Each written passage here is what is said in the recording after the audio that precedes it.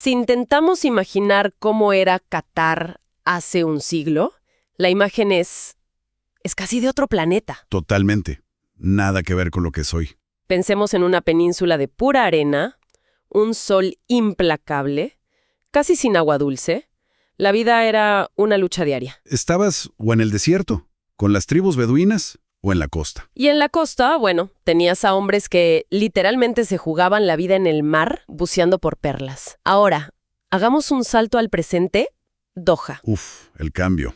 Rascacielos futuristas, una silueta de cristal y acero que parece de ciencia ficción, reflejada en el Golfo Pérsico. Es increíble. La pregunta es inevitable, y a mí me parece fascinante. ¿Cómo pasa algo así? ¿Cómo un pedazo de tierra olvidado que estaba al borde del colapso se convierte en uno de los países más ricos del mundo? Y no solo rico, sino un jugador geopolítico clave. Exacto. Para entender este viaje, pues hemos analizado varias fuentes, crónicas históricas, análisis económicos que nos van a guiar en esta exploración. Vamos a desentrañar ese misterio. Empecemos por ese Qatar de antes, el prepetróleo, un lugar, como decíamos, definido por sus limitaciones. Sin ríos, la agricultura era imposible. Toda la esperanza estaba en el mar. Toda. Los relatos de la época describen una sociedad partida. Los nómadas del desierto por un lado y en la costa los pescadores y sobre todo los buceadores de perlas. Y es clave entender que la economía de las perlas no tenía nada de romántico, ¿eh? Para nada. Los documentos históricos la pintan como una actividad brutal, durísima. El trabajo de los buzos era de un peligro extremo. Imagínate esto, descender hasta 20 metros sin tanques de oxígeno. ¿Aguantando la respiración? Aguantando la respiración por minutos. Se ataban piedras a los pies para bajar más rápido. El riesgo de morir era altísimo. Ahogado, un ataque de tiburón. Y ellos eran el último eslabón de la cadena, supongo. El más bajo y explotado. Se llevaban una miseria. Los que se enriquecían de verdad eran los comerciantes, los capitanes de los barcos. O sea, una economía de subsistencia, pero construida sobre un riesgo humano altísimo. Y este mundo tan frágil se derrumba por completo en los años 30. Se viene abajo, sí. Fue una tormenta perfecta, por dos factores clave. A ver. El primero, tecnológico. En Japón, un tal Kokichi Mikimoto perfecciona el método para crear perlas cultivadas.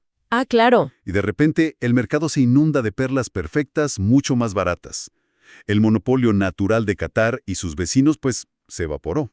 ¿Y el segundo factor? La Gran Depresión del 29. En una crisis mundial, lo primero que se deja de comprar es el lujo. Y las perlas naturales eran el epítome del lujo. La demanda simplemente desapareció. Es increíble. En unos pocos años, su única industria, lo único que los mantenía a flote, se esfuma. Exacto. Y las consecuencias, fueron devastadoras. Los historiadores no hablan de una recesión, hablan de un colapso social. ¿A ese nivel? A ese nivel. Hubo hambruna, miseria, familias enteras tuvieron que emigrar. Qatar estuvo a punto de desaparecer como una sociedad viable. Partimos de una pobreza casi absoluta, lo que hace todo lo que viene después aún más impactante. Y en medio de este panorama tan desolador, hay una familia, los Al Thani, que ya venía consolidando su poder. Sí, ellos lograron unificar a las distintas tribus, y más importante, supieron negociar con las potencias de la región, sobre todo con el Imperio Británico. Ahí tocaste un punto fundamental, el Tratado de 1916. Qatar se convierte en un protectorado británico. Y es crucial entender qué significaba eso. No fue una colonización como en otros lugares, donde los británicos administraban todo directamente. ¿Qué fue entonces? Fue un acuerdo, digamos, pragmático. Londres se encargaba de la defensa y de las relaciones exteriores. Protegía a Qatar de sus vecinos, que tenían muchas ambiciones. ¿Y a cambio? A cambio, la familia Al Thani mantenía el control total de los asuntos internos. Para ellos, esa garantía de seguridad externa fue un salvavidas. Les dio la estabilidad que necesitaban para empezar a construir un Estado. Ok, entonces tenemos un país en la miseria, pero con una estructura política estable gracias a los británicos. Y aquí es donde, bueno, la suerte empieza a cambiar. Drásticamente. En 1939, geólogos británicos encuentran petróleo. Uno se imagina que a partir de ahí todo explota. ¿Fue tan inmediato? Esa es la gran idea errónea que se suele tener. La realidad, como lo muestran los análisis económicos, fue mucho, mucho más lenta. ¿Por qué? Primero estalló la Segunda Guerra Mundial y la explotación se paró. La primera exportación de crudo no fue hasta 1949. Y segundo, el petróleo no fue un billete de lotería instantáneo. Fue más bien como un goteo. Fue como un suero para un paciente en estado crítico. Los primeros ingresos no se usaron para lujos, sino para lo más básico de lo básico. La primera carretera, el primer hospital, la primera escuela, una planta para desalinizar agua. O sea, para construir un país desde cero. Exacto. Sacó a Qatar de la miseria y le dio las herramientas para funcionar. Pero la riqueza obscena que asociamos hoy con el país, esa vino de otra parte. Y aquí es donde la historia se pone realmente interesante. Si no fue el petróleo, ¿qué fue? Fue el gas natural. En los años 70, buscando más petróleo, descubrieron algo que cambió las reglas del juego para siempre. El North Field. El famoso North Field. Para que nos hagamos una idea, es el yacimiento de gas natural no asociado a petróleo más grande del mundo. Una reserva monstruosa. El equivalente a encontrar el mayor tesoro pirata de la historia. Justo. Una lotería geológica. Pero claro, tener el billete ganador no garantiza que lo sepas cobrar bien. Precisamente. Y aquí viene la decisión más brillante y, diría, contraintuitiva de toda la historia de Qatar. ¿Qué hicieron? Lo que hubiera hecho casi cualquier país es empezar a bombear ese gas y venderlo ya, al precio que fuera. Conseguir dinero rápido. Claro. Pero Qatar hizo todo lo contrario. Decidió esperar. Durante años el proyecto del North Field estuvo prácticamente congelado. Esperar. Teniendo la solución a todos sus problemas bajo sus pies, ¿decidieron no hacer nada? Me cuesta entenderlo. Porque entendieron algo clave. El gas en estado natural es difícil y caro de transportar.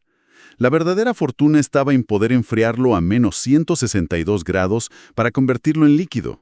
El gas natural licuado, el GNL. Exacto. En estado líquido, su volumen se reduce 600 veces y lo puedes llevar en barco a cualquier parte del mundo. Pero en los 70s y 80s esa tecnología era carísima y muy compleja. Ah, entiendo la apuesta. En lugar de vender su gas barato por gasoductos a los vecinos, apostaron todo a un plan a larguísimo plazo. Invertir, buscar socios tecnológicos y esperar el momento justo para dominar el mercado global del GNL. Una paciencia y una visión estratégica asombrosas. Totalmente. Y esa paciencia, vista hoy, le salió redonda. Se convirtieron en los reyes indiscutibles del GNL. Indiscutibles. El proveedor más fiable para potencias como Japón, China y, más recientemente, para toda Europa, sobre todo después de la crisis con el gas ruso. Cuando el mundo necesita gas, Doha contesta el teléfono. Exacto. Y esto nos lleva a la pregunta que plantean varias fuentes. ¿El éxito de Qatar es mérito o es suerte? Y la respuesta es... Que es una mezcla perfecta. La suerte fue tener ese yacimiento, pero el mérito, la genialidad, fue la decisión de no malvenderlo, de tener la disciplina para esperar y desarrollar la tecnología. Eso es lo que los diferencia de tantos países ricos en recursos que siguen en la pobreza. Con esa riqueza en el horizonte, llegamos a 1971. Gran Bretaña se retira de la región y Qatar se declara independiente. Tenían que decidir qué tipo de país querían ser. Y de nuevo toman una decisión muy particular. En lugar de importar un modelo de democracia occidental, que probablemente no habría funcionado, deciden mantener la monarquía absoluta. Adaptando la modernidad a su propia cultura. Justo. Y sobre esa base construyen lo que podríamos llamar un contrato social único en el mundo. ¿Un contrato social? ¿A qué te refieres? Suena a un pacto no escrito. Es exactamente eso. Un acuerdo implícito muy claro. El Estado, gracias a la riqueza del gas, le provee a su pequeñísima población de ciudadanos cataríes. Que son solo unos 300,000, ¿no? Apenas eso. Pues les da un nivel de bienestar que parece de fantasía. Vivienda gratuita o subsidiada. Educación universitaria de élite gratis donde sea. Salud de primer nivel sin costo. Y 0 impuestos sobre la renta, que es lo más llamativo. 0 impuestos. A cambio de esta vida sin preocupaciones económicas, la familia gobernante recibe lealtad absoluta y una estabilidad política total. No hay protestas, no hay oposición. Claro, suena como un sistema perfecto para esos 300,000 ciudadanos. Pero la pregunta es obvia. ¿Quién construye los rascacielos? ¿Quién trabaja en todo lo demás? Diste en el clavo. Y esa es la gran paradoja y el punto más controversial de Qatar. La fuerza laboral extranjera. Exacto. Este modelo de bienestar se sostiene sobre los hombros de una gigantesca fuerza laboral extranjera. Entre el 85 y el 90% de la población del país no son ciudadanos. Una cifra altísima. Son más de 2 millones de trabajadores, principalmente del sur de Asia, de África, que obviamente no tienen acceso a ninguno de esos beneficios. Esto crea una de las sociedades más estratificadas del mundo, donde tus derechos dependen de tu pasaporte. Entendido. Un modelo muy complejo.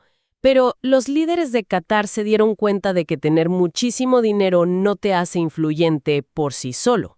Comprendieron perfectamente que la riqueza sin influencia es vulnerable. Así que diseñaron una estrategia muy sofisticada de lo que se conoce como poder blando o soft power. Para hacerse indispensables para el mundo. Exacto, y atacaron por varios frentes. En medios, crearon Al Jazeera, que fue la voz más influyente del mundo árabe durante años. Les dio un alcance global. En finanzas, crearon la Autoridad de Inversiones de Qatar, la QIA, un fondo que invierte miles de millones en empresas y bienes raíces icónicos de Occidente. Son dueños de Harrods en Londres, tienen partes de Volkswagen, del Paris Saint-Germain. Y, por supuesto, el deporte, el Mundial de la FIFA 2022. Fue imposible no oír hablar de Qatar. Fue la culminación de esa estrategia. Forzaron al mundo a mirarlos, para bien o para mal. Y finalmente, la diplomacia. Se posicionaron como mediadores. ¿El Suiza de Medio Oriente? Justo. Pueden hablar con Estados Unidos, con Irán, con los talibanes, con Israel, un lugar neutral para conversaciones difíciles. Y toda esa estrategia se puso a prueba de la forma más brutal en 2017, el bloqueo. Sus vecinos, Arabia Saudita, los Emiratos, les declararon un bloqueo total. Cerraron su única frontera terrestre, prohibieron vuelos, intentaron ahogarlos. Fue su examen final. ¿Y cuál fue el resultado? El resultado es clave para entender el poder que tienen hoy, porque no solo no se doblegaron, sino que salieron fortalecidos. ¿Cómo es eso posible? El bloqueo los obligó a ser más autosuficientes. Fíjate, importaban casi toda su leche, y en meses montaron una industria láctea en el desierto. Llevaron vacas en avión. Es increíble. Buscaron nuevas rutas comerciales con Turquía, con Irán, y profundizaron sus alianzas con Europa y Asia, que dependen de su gas y no podían dejar que Qatar colapsara. El bloqueo, irónicamente, demostró que su estrategia había funcionado. Eran demasiado importantes como para dejarlos caer. Exacto. Si uno mira la historia completa, es alucinante. Pasar de una sociedad que exportaba perlas sacadas por hombres que se jugaban la vida, A una élite global que gestiona uno de los recursos energéticos más estratégicos del planeta. la trayectoria es asombrosa. Para sintetizar la idea, el poder de Qatar no viene solo del gas. Es una combinación de, sí, la suerte geológica, pero sobre todo de una paciencia estratégica casi sobrehumana, una planificación a décadas vista, Y ese modelo social tan particular. y un modelo social y político que usó su cultura conservadora para proteger y gestionar una modernización económica vertiginosa. Y para terminar, los análisis que revisamos nos dejan una pregunta en el aire, una reflexión para el futuro. Siempre queda algo pendiente. Toda esta historia de riqueza se construyó sobre un recurso finito,